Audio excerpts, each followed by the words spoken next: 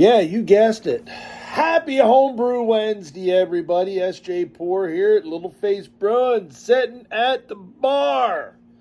I haven't done a Homebrew Wednesday video in quite a while. So I'm going to do a Homebrew Wednesday / homebrew review. You saw me get it out of the refrigerator. You saw that it's Liquid Cash New England IPA, which features Vic's Secret and El Dorado hops. This beer is brought to you by Todd Dames from False Peak Brewing Company. That's right. I did a review of his foliage, which was a Oktoberfest last week. Fantastic beer. This is another one from him. So let's dive into this, shall we? And this will be a beer review / update on where we're at with brewing. Not much of a hiss on this one. Not much of a hiss, but I can tell just by looking at it, this is a New England IPA. Let's get to the pour. We're going to go straight in. You'll get to see her filling up right up to the tippy. I can't quite fit all of it in this glass. I should have used my Epic one, but that'll work. Yeah. Look at that. Is a hazy. That is juice in a glass. Let me tell you what. Nice head. Did pour it aggressively to get that, but the head's actually sticking around, which is really cool. Nice white foamy with nice little clear bubbles across the top. I would say it's a quarter meat hook right there. Quarter meat hook. Look, quarter. Half a meat hook. These are the meat hook. Wow. Ooh, she's got a nice nose on her. Oh, yeah. This will make you do the beer prayer. It's Wednesday.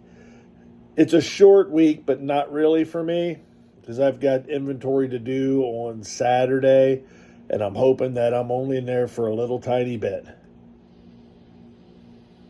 All right, so I am picking up citrus. Nice. Orange and grapefruit, a little bit of citrus pith there. Nice sweetness. Real nice sweetness in the nose.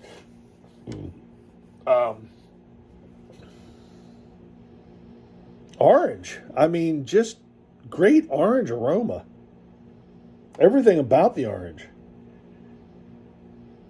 Not picking up any off aromas on there at all. That is spot on. Let's go in for a dive in, shall we?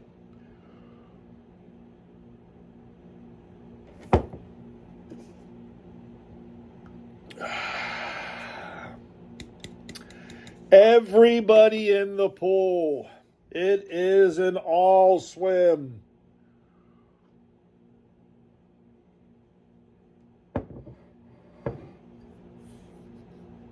Oh boy, that is thirst quenching. Another beer that the aroma matches the flavor profile super nicely. That orange, like fresh orange flavor, carries the whole way through. Look at the lacing on the glass. That's super nice. It's a medium, the full mouthfeel, which is exactly what I would expect from a NEIPA.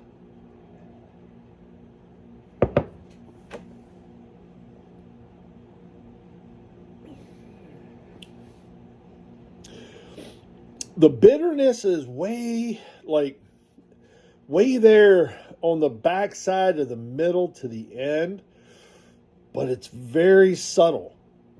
It comes and it goes. I'm getting a little bit of pineapple.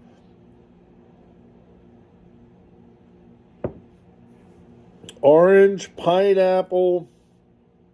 The bitterness right there is just a slight kind of earthy tone.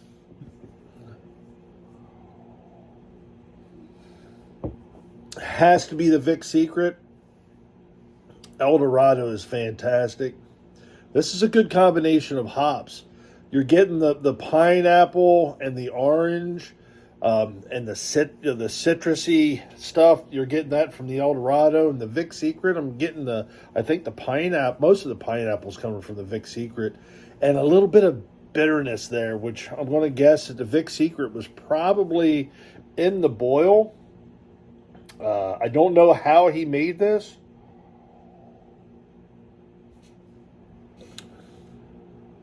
You know what? That might not be.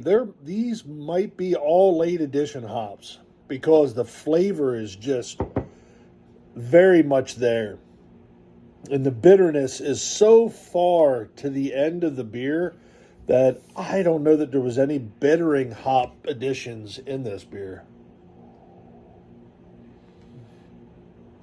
That is all about flavor and aroma right there. I tell you what, that's a nice beer. Well done, Todd. Well done. I still have one more beer in there to review of yours. Looking forward to jumping into it. What do I got going brewing? Right now, I have, on the fresh side of things, I have a black IPA that's kegged and it's upstairs in the garage charging. I need to bring that down, and I want to pull a couple bottles off of it because I'm all out of cans. Couple bottles off of it because I'd like to share some of those. That beer has turned out from, now I'll find out when, once I actually pour a pint off of it, how good it is. But so far, I'm pretty happy with that beer. I used basically what my idea is. I want a black IPA that doesn't have all that roastiness in it. I just basically want a clean. This is going to sound like a oxymoron, but I want a clean, crisp black IPA. I want it to be, I guess, really, I think that would be your Cascadian Dark. Is what I'm shooting for. So we'll see if that works out that way. In the big fermenter, I've got a mango wheat. Now, the cold snap that has hit us here on the East Coast has not helped me with fermentation on that beer. It got down into the single digits for a couple days here in South Central Pennsylvania, and that caused me to get kind of, I have heat out in the brewery, but I don't have established heat. I just have a heater that I put out there. And normally it does well. No big deal. But when it gets down into the single digits like it did, she struggles a little bit. So that fermenter got down on, and it was done fermenting, once we hit those single digits. But probably on like day 5, it actually, day 4, day 5, it got down in like 54 degrees, was as cold as it got. But I was able to get her back up into the 60s, up almost 70 degrees the other day, and I pureed up my mango. And I pulled out the yeast cake, and I chunked in some mango. So probably about 4 pounds altogether of mango. So this should end up being a beer that looks a lot like that. There's a lot of wheat. It's over 50% wheat when you go the white, the actual flaked wheat and the grain. I used white wheat as well. So she's gonna be hazy. Although when I ran it through, she was pretty clear going into the boil kettle. So there will be a video coming up on that one. I actually want to wait until I get into the taste test on that and just put it all together in one video. So I've got, those are the 2 big beers that I've got going on. Some videos to look forward to. I want to do a video because I'm making up a jumper hose to be able to transfer from keg to keg. That'll be coming up. One of the big video ideas that I have for this year is I am going to try and rebuild the Revolution barrel. So I actually want to talk with Brad Pico. He's done it before. I have the Revolution barrel. I am going to tear that barrel apart.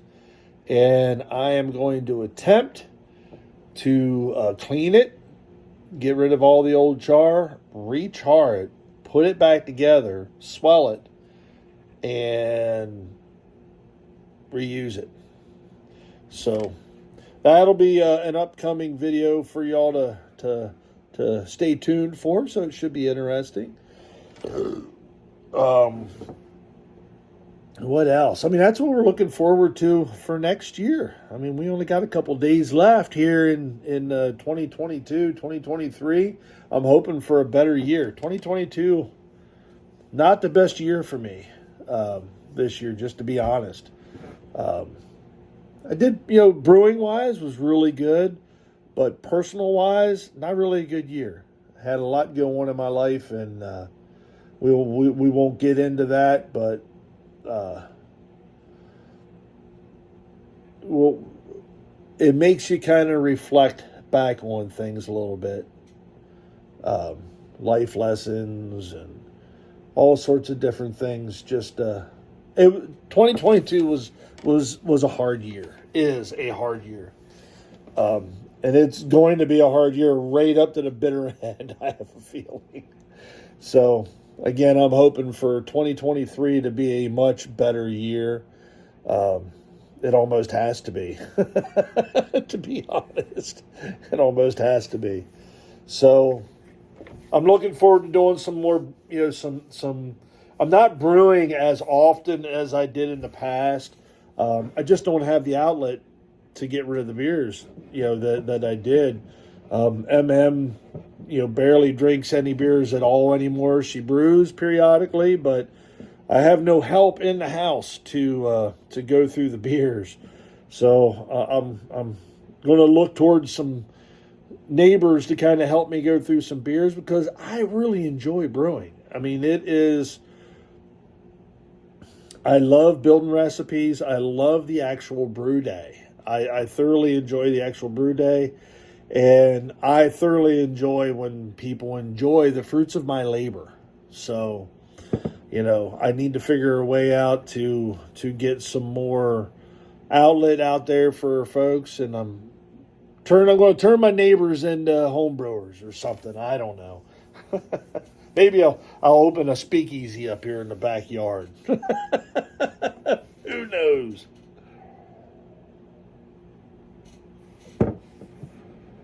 Oh, that's good. Boy, that's super easy to drink, man. Oh, well done, Todd. And as that warms up, that sweet notes, that the tangerine really starts to move to the front, and the bitterness really starts to move down further. Well done, well brewed beer. I actually want to try my hand again at New England IPAs. I've only ever done a couple, and I've not really been happy with the way they've turned out, but my brewing techniques have changed. There's a bunch of different styles of brewing that I want to dive into. I would love to revisit the Stein brew. I know that last time I did that, it damn near killed me. But I want to do it again. I want to I want to make that a successful method of brewing. I want to brew over an open fire. I want to do that. I just want to do crazy stuff like that, I have some good ideas for 2023 on the brewing side, just for the fun of it, and I'm looking forward to it. And I'll bring you all along. This has really turned into a long video. We'll be 15 minutes till I'm all said and done. So we'll definitely be over 15 minutes. So a lot to look forward to, in 2023. The system, the only thing really that I think I'm going to add to the system is maybe another fermenter. I know that actually Lermo 22 and I went together on some fermenters from Wally. And we'll have to try and finish that deal out so I can get one of those fermenters off of him. I'm still not 100% sold on the brew buckets. I like them. They're definitely better than anything plastic. But boy, I just love to be able to pull the yeast out from the bottom. I love a conical that has a valve on the bottom. I just do. Just saying. I'm just saying. So, but that's really, I do want to add the only other big upgrade that I'm probably going to do, because I did the upgrade to the Jaded Cyclone chiller, the counterflow chiller, so I have that on the system. There'll be a video probably from the brew day that I actually used it in. I did already upload a video from the test run that I did with it. Super happy with the way it performed. I'm looking at, I need to find a good way to get rid of the steam. And I'm not sold yet on if I want to use a condensing lid, which, looking at my brew system, I can go two ways. I can go with the super cool Spike. Spike has their condensing lid, which is a lid and really cool looking lid and all that, and it will fit on my brew bucket or on my brew built kettles. Or I can go with the kettle side condensing setup from Brew Hardware. I was looking at my kettle the other day, and I already have a hole drilled and everything there for it. It's with the way that I have my system set up, I don't really need that particular valve, so I could turn that into my condensing setup. So there's a couple things. The big add to the system this year is going to be a condensing lid, probably, because I don't want to drill a hole through the wall for a vent for a hood, unless something comes along and that ends up being a more viable option. Yeah, we'll see. Because my hesitation is as I look into the condensing lids, I'm seeing that, or the condensing systems, is they use a lot of water, and I don't know that I want to use that much water, seeing that I'm paying for it. You know what I mean? So we'll leave it at an exhaust upgrade, possible fermenter upgrade. Those are going to be my two big deals for 2023. So I turned this into a 20-minute video, and you know what? I'm going to upload it just because that's what I'm going to do. This is wonderful. Hello. I'll be up in a minute. As you can tell, MM just got home. I'm going to go get the dog food out of the truck. So there you have it, folks. Todd Dames brewed one hell of a beer. The Liquid Cash, New England IPA, Vic Secret, and El Dorado. Well done, Todd. Well done. This is SJ Poor Little Face Brewing. Enjoy the fruits of your labor, folks. Brew beer. Brew wonderful beer. And share it with your friends. Cheers.